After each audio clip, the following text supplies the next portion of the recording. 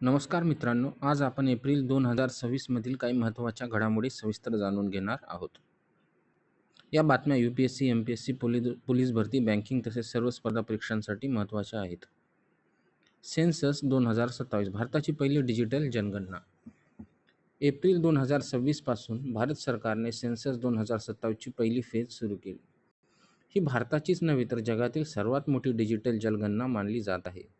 विशेष बाबी म्हणजे प्रथमच मोबाईल ॲपद्वारे माहिती गोळा केली जाणार आहे. नागरिकांना सेल्फ एन्युमरेशन म्हणजे स्वतः ऑनलाईन माहिती भरण्याची सुविधा आहे. 16 भाषांमध्ये पोर्टल उपलब्ध आहे. महत्त्व म्हणजे ही जनगणना सरकारला पुढील योजना, रोजगार, शिक्षण, आरोग्य, मतदारसंघ पुनर्रचना यासाठी मदत करणार आहे. यावेळी जातीची माहिती देखील घेतली जाणार आहे, जी 1931 नंतर प्रथमच होणार आहे. भारताचे 99वे रामसार साईट. एप्रिल 2026 मध्ये भारताने आणखी एका वेटलँडला रामसर दर्जा दिला आणि भारतातील रामसर साईट्सची संख्या 99 झाली. उत्तर प्रदेशातील अलीगढ येथील शेका झील पक्षी अभयारण्य यास हा दर्जा मिळाला आहे. रामसर साईट म्हणजे काय? जागतिक स्तरावर महत्त्वाच्या पाणथळ जागांना रामसर साईट घोषित केली जाते. भारतासाठी काय महत्त्व आहे? तर जैवविविधतेचे संरक्षण, स्थलांतरित पक्ष्यांचे संवर्धन, पर्यावरण व संतुलन राखणे. तमिळनाडूमध्ये भारतातील सर्वाधिक रामसर साईट्स आहेत. तिसरा आहे AI क्षेत्रात भारताची मोठी झेप. भारताने 2026 मध्ये आर्टिफिशियल इंटेलिजन्सवर मोठा भर दिला आहे.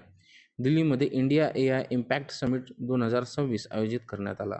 कोण सहभागी होते? पंतप्रधान नरेंद्र मोदी, ओपन AIचे सॅम अल्टमॅन, गुगलचे सुंदर पिचाई, डीप माइंडचे डेमिसिस हॅझाबिस. चर्चेचे विषय: AIचा शिक्षणात वापर, हेल्थ केअरमध्ये AI, सुरक्षित AI प्रणाली, रोजगारावर AIचा परिणाम. डीप माइंडचे डेमिस हॅझाबिस हे बघितले. चर्चेचे विषय: AI शिक्षणात वापर, हेल्थ केअरमध्ये AI, सुरक्षित AI प्रणाली, रोजगारावर AIचा परिणाम. भारतासाठी फायदा: भारताला AI हब बनवण्याचा प्रयत्न सुरू असून भविष्यात मोठ्या प्रमाणावर रोजगार निर्माण होण्याची शक्यता व्यक्त केली जात आहे. डेलिमिटेशन बिल 2026 चर्चेत. एप्रिल 2026 मध्ये संसदेत डेलिमिटेशन बिलवर मोठी चर्चा झाली. डेलिमिटेशन म्हणजे काय? लोकसंख्येनुसार मतदारसंघाच्या सीमा बदलणे. काय घडले? सरकारने नवीन संविधान दुरुस्ती विधेयक आणले, पण ते आवश्यक बहुमताने पास होऊ शकले नाही.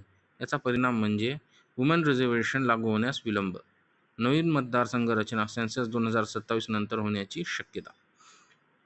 New Zealand India free trade agreement. 28 April 2026 रोजी भारत आणि न्यूझीलंडमध्ये फ्री ट्रेड ॲग्रीमेंटवर स्वाक्षरी करण्यात आली. याचे फायदे काय आहेत? तर व्यापार वाढणार, कृषी आणि दुग्ध व्यवसायात सहकार्य, भारतीय IT कंपन्यांना संधी.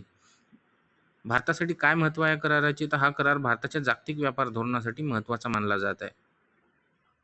हीट वेव्ह ॲडव्हायझरी, उष्णतेचा इशारा. एप्रिल 2026 मध्ये देशातील अनेक भागात तीव्र उष्णतेची लाट आली. केंद्र सरकारने कामगार आणि नागरिकांसाठी हीट वेव्ह ॲडव्हायझरी जारी केली. सरकारचे निर्देश काय आहेत? दुपारी काम कमी ठेवावे, पाणी ORS उपलब्ध करावे, बांधकाम कामगारांसाठी विशेष काळजी. याचे महत्त्व काय? तर क्लायमेट चेंजमुळे भारतात दरवर्षी तापमान वाढत असल्याचे तज्ज्ञ सांगत आहेत.